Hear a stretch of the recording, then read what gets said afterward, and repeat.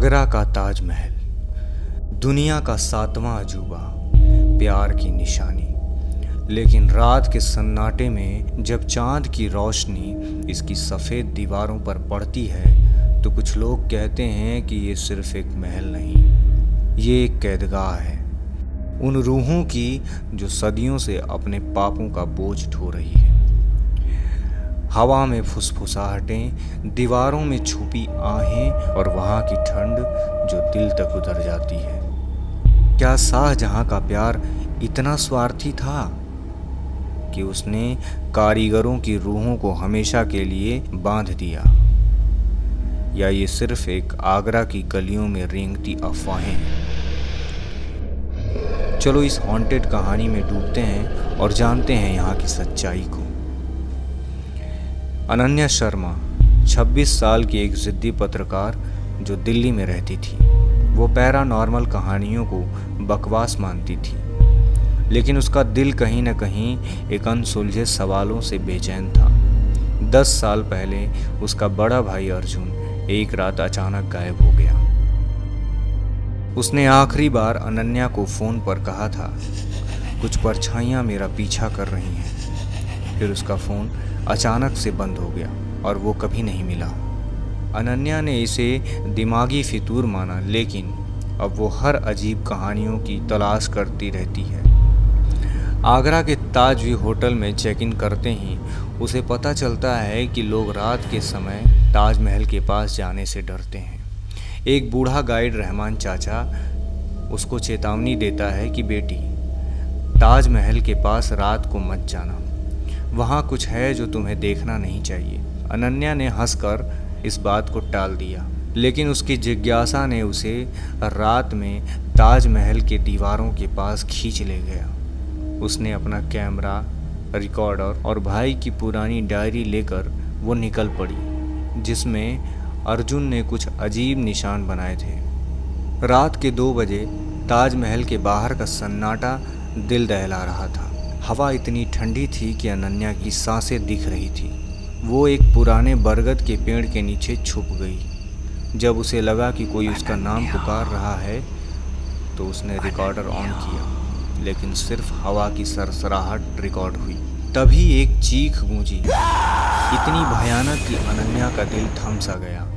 उसने टॉर्च घुमाई, लेकिन वहाँ कुछ नहीं था, सिर्फ ताजमहल की चमकती दीवारें। अचानक एक साया उसके सामने आ गया, एक कारीगर जिसके कटे हुए हाथों से काला धुआं निकल रहा था। उसकी आंखें खाली थी, लेकिन उसमें जलता हुआ गुस्सा था। अनन्या की चीख निकलने वाली थी, लेकिन वो पीछे हटी और भागने लगी। होटल पहुंचने पर उसने रिकॉर्डर सुना। उसमें एक आवाज थी, हमें आजाद करो, पाप का साया हमें छोड़ नहीं रहा है। अनन्या की रूह कांप गई। उसे अपने भाई की बातें याद आ गई। क्या वो भी ऐसे ही किसी परछाई से मिला था? अगली सुबह अनन्या ने रहमान चाचा से दोबारा मुलाकात की। चाचा ने डरते हुए कहा कि कारीगरों के साथ कुछ गलत हुआ था बेटी। शाहजहां ने कुछ ऐसा किया जो कोई राजा नहीं करता। अनन्या ने जोर दिया तो चाचा ने सिर्फ इतना बताया कि एक तांत्रिक बाबा श्यामदास ने कारीगरों की रूह को ताजमहल में कैद किया था। लेकिन वो चुप हो गया और बोला, अब और मत पूछो, वरना तुम भी फंस जाओगी।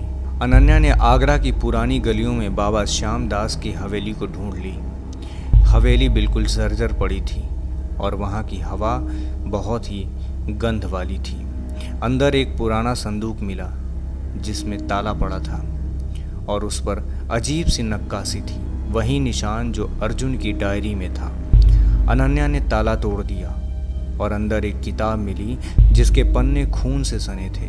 उसमें लिखा था कि रूहों को आज़ाद करने के लिए पूर्णिमा की रात ताजमहल के मध्य मीनार के नीचे एक मंत्र पढ़ना होगा, लेकिन चेतावनी भी थी कि गलत मंत्र पढ़ने से रूहें उग्र हो जाती हैं और पढ़ने वाले की जान तुरंत चली जाती है। पूर्णिमा की रात अनन्या ताजमहल के अंदर छुपकर घुस गई। उसका दिल जोर जोर से धड़क रहा था और हथेलियां पसीने से तर हो रही थी। उसने किताबें खोली और मंत्र पढ़ना शुरू किया। पहला मंत्र पढ़ते ही हवा तूफान सी बन गई। बरगद के पेड़ के नीचे की टहनियाँ अपने आप टूटने लगीं और ताजमहल की दीवारों पर खून जैसे धब्बे उभरने लगे। अनन्या की घड़ी रुक गई और आसपास का तापमान इतना ठंडा हो गया कि उसकी उंगलियां सुन्न पड़ने लगीं। दूसरे मंत्र पर चीखें तेज हो गईं और कारीगरों के साए उसके चारों तरफ मंडराने लगे। एक साए ने उसका कंधा पकड़ा। उसकी उंगलियां बर्फ की तरह ठंडी थी। अनन्या डर के मारे कांपने लगी, लेकिन उसने मंत्र पढ़ना नहीं रोका। आखिरी मंत्र पर एक तेज रोशनी मीनार से निकली और साए चीखते हुए हवा में गायब हो गए। एक रूह ने फुसफुसाया, शुक्रिया, अब हम आजाद हो चुके हैं। लेकिन तभी अनन्या को अपने भाई की आवाज़ सुनाई देती। अनन्या मुझे बचाओ, अनन्या, अनन्या मुझे बचाओ। वो चौंक जाती है। क्या अर्जुन की रूह भी यहीं पर कैद थी? उस रात के बाद अनन्या की जिंदगी बदल गई।